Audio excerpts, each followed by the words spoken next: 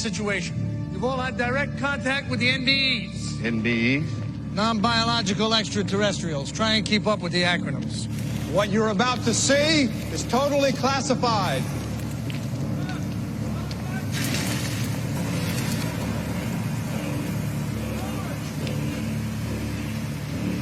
Dear God, what is this?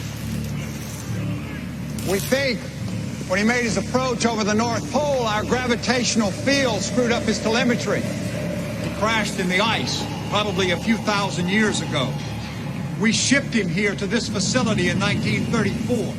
And you didn't think the United States military might need to know that you're keeping a hostile alien robot frozen in the basement? Until these events, we had no credible threat to national security.